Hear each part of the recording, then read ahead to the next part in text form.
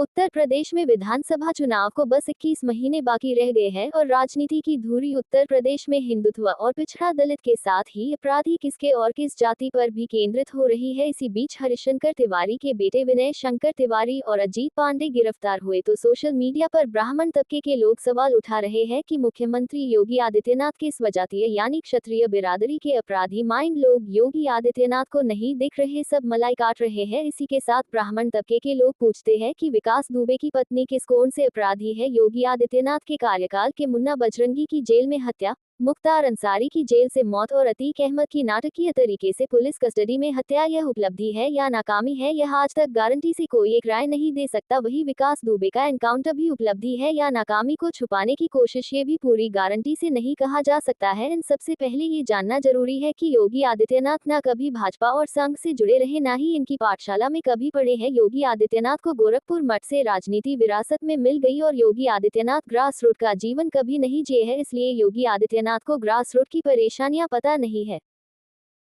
योगी आदित्यनाथ का कोई भी भाषण सुनिए, 1-2 मिनट नहीं 1-2 सेकंड में हिंदू मुस्लिम करने लगते हैं। योगी आदित्यनाथ किसी को नौकरी रोजगार तक नहीं दे पाए या देना जानते हैं, यहाँ तक कि बैकलॉग की भर्तियां तक नहीं कर पा रहे हैं, या योगी आदित्यनाथ को ये सब आता ही नहीं है, इसलिए जो परीक्षा उत्तर प्रदेश में हुई तो उसका पर्चा लीक ही रहा। योगी आदित्यनाथ को सरकार चलाना एक प्रकार से आता ही नहीं है, ग्रास रूट की जानकारी नहीं होने से अफसर योगी आदित्यनाथ को भरमाने में सफल है। बेदी राम जैसा पर्चा लीक उस्ताद योगी आदित्यनाथ के सहयोगी पार्टी से विधायक है और माननीय बनकर घूम रहा है। मीडिया में योगी आदित्यनाथ चिल्लाते रहते हैं कि सपा शासनकाल में गुंडे माफिया मजा लेते थे, तो योगी राज की यह सब गुंडागर्दी अखिलेश यादव पिछड़ों और दलितों को बता रहे हैं। अखिलेश यादव पूरी तरह पिछड़ा और दलित कार्ड खेलते हुए आगे बढ़ रहे हैं, इसलिए अखिलेश यादव ने दलित सुमन रामजी लाल सुमन के पक्ष में खुलकर आ गए। अखिलेश यादव बखूबी जान चुके हैं कि अगर वो पिछड़ा दलित मिला लिए तो उत्तर प्रदेश की गद्दी उनकी होगी। वही अखिलेश यादव ये भी जानते हैं कि ठाकुर ब्राह्मण लाल बनिया हिंदुत्व की राग पर फिदा है, इन्हें तोड़ना या मोड़ना मुश्किल है। ऐसे में अपराधी वाले मुद्दे पर ब्राह्मण अगर भाजपा से भागते हैं तो अखिलेश यादव को फायदा ही होगा, लेकिन उच्च वर्ग की मोह में अखिलेश यादव पिछड़ा और दलित नहीं छोड़ सकते, यह उनका अभर भाषण इशारा करता है।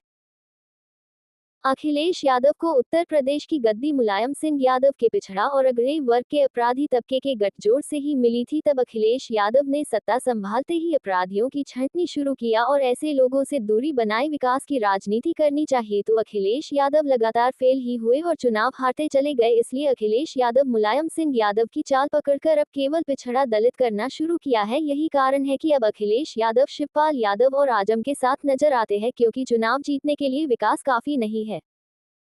योगी आदित्यनाथ भी इसी पैटर्न पर चलते हैं। विकास की राजनीति कोई मायने नहीं रखती, सिर्फ हिंदुत्व ही गोलबंदी योगी आदित्यनाथ की सफलता का राज है और इसी हिंदुत्व से पिछड़ा दलित अखिलेश यादव निकालने में जुटे हैं।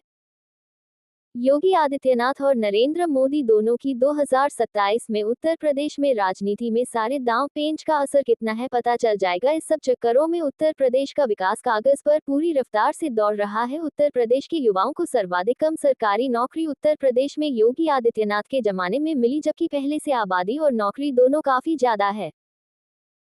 सपा की सरकार में यादव और अन्य पिछड़े जहां खूब सरकारी नौकरी पाए, वहीं उच्च वर्ग के युवा भी जुगाड़ से नौकरी पा गए। इसी तरह बसपा की सरकार में दलित अधिक सरकारी नौकरी पाए तो उच्च वर्ग के युवा भी जुगाड़ से नौकरी पा गए, लेकिन योगी आदित्यनाथ के कार्यकाल में कोई भी नौकरी नहीं पाया, सिर्फ अफसरों से जुड़े लोग ही नौकरी पा रहे हैं। यह बातें आम नागरिकों के बीच आम चर्चा में है।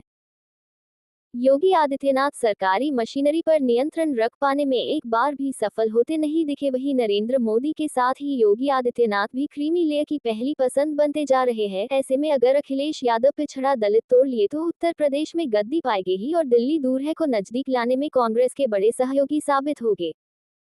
उत्तर प्रदेश में नरेंद्र मोदी को कहना पड़ता है कि वह भी अति पिछड़े वर्ग से आते हैं, वहीं अखिलेश यादव तो घोषित पिछड़ा बने हुए हैं। अखिलेश यादव ने इधर यादवों के अव्यावहारिक नेताओं पर लगाम कसना भी जारी रखा है। 2027 के चुनाव में अभी 21 महीने बाकी है, लेकिन बिसात बिछ चुकी है और इस बीच कम से कम 2100 चालें चली जाएगी।